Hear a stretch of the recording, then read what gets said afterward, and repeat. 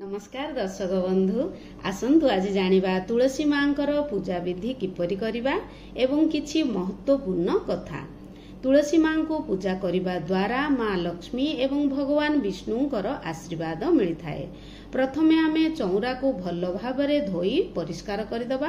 परिष्कार जगारे मां लक्ष्मी वास करिथांती एवं किछि झोटी चिता पकेदबा। समस्त सामग्री को एकाठी करी रखिबा। प्रथमे दीप प्रज्वलन करिबा। दीप होचंती आमर साखी। जल रे आमे किछि गंगा जल, हळदी, चंदन, मिश्री, क्षीर एई सब मिश्रण करी जल अर्पण करिबा। सहज मंत्र ओम तुलसी देव्ये नमो नमः, ओम तुलसी माताए नमो नमः एहिपरि कही जल अर्पण करिबा एवं चंदन, सिंदूर, अक्षत, अतर अर्पण करिबा।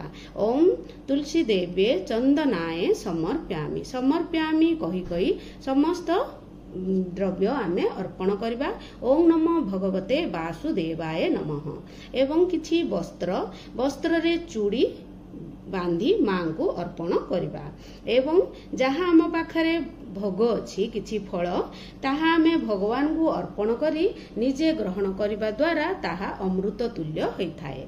एवं मां को धूप दीप अर्पण करिबा। धूपं समर्प्यामि दीपं समर्प्यामि एही भली कही मां को धूप दीप अर्पण करिबा। एवं सबुबळे आमे उत्तर पूर्व दिगरे तुलसी मां को लगेबा सबुठु शुभ होइथाए।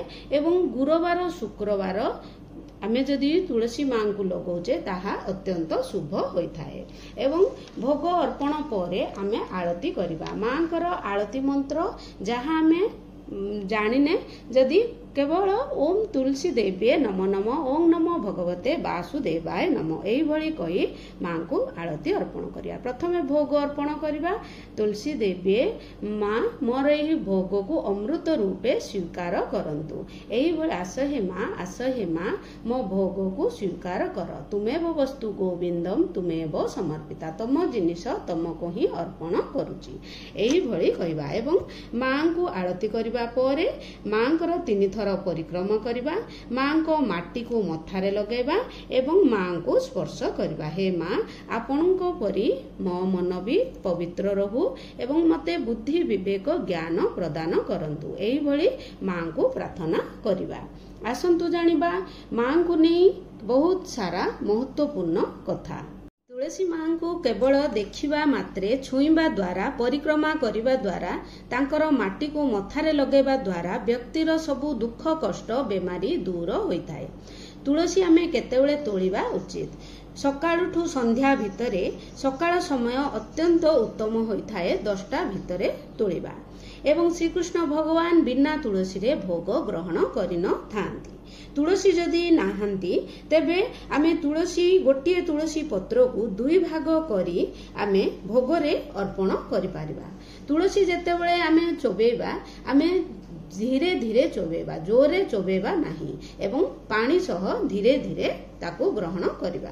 तुलसी गछ जेतेबेले सुखी जाए आमे तुलसी गछर सुखा पत्र सुखा डाल को एकत्रित करिबा। जेतेबेले आम पाखरे तुलसी नथाए सेतेबेले आमे सुखा पत्र को व्यवहार करि पारिबा। एवं सुखा डाल रे जपमाळ कंठी माळ करा जाय थाए। एवं तुलसी डाल को आमे पानी रे भसई पारिबा किंबा माटी रे आमे पोती पारिबा। मृत लोक मुहरे तुलसी रखा जाए काहींकी?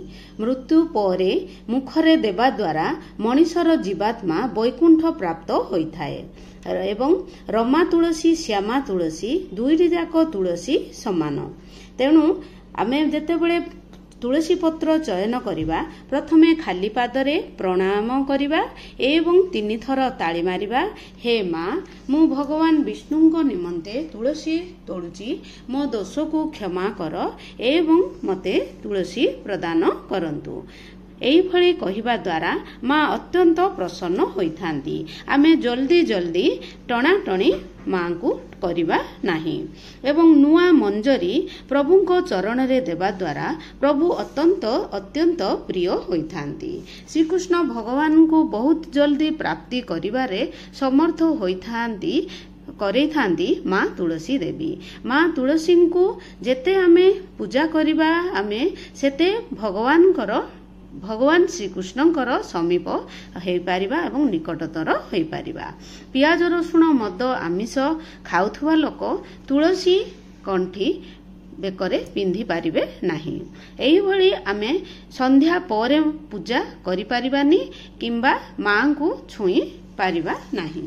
ଏହିଭଳି ମାଙ୍କର ପୂଜା ଆମେ प्रतिदिन करने द्वारा मांकर कृपा मिलता है। केउं दिन आमे तुलसी तोलिबा नहीं। संक्रांति अमावास्या पूर्णिमा एवं संध्या परे रविवार एकादशी द्वादशी रे आमे तुलसी चयन करि परिबा नहीं एवं स्नान न करी छुईबा नहीं। तुलसी पत्र जदि तले पड़ी थाए आमे पत्र को उठाई रखिबा। झाड़ू रे तुलसी पत्र को झाड़ू करिबा नहीं एवं तुलसी काठी तुलसी मां को माटी रे पोतिबा नहीं एवं जहाँ भी आमे मांकर पूजा सरला परे मांकर माटी को निज मस्तक रे टिके लगेबा।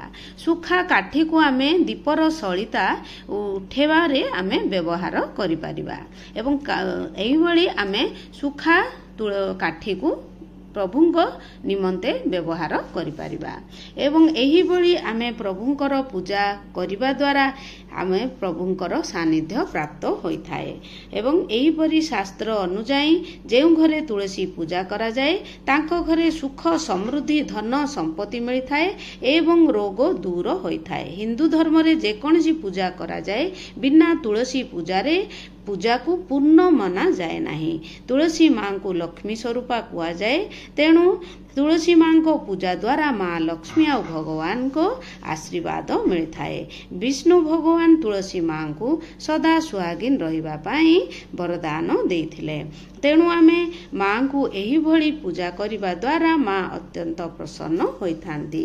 तेणु जदि मो भिडियोटी भल लागि थाए ताहले निश्चय लाइक शेयर एवं सब्सक्राइब करदेबे। रहिली ओम नमो नारायण।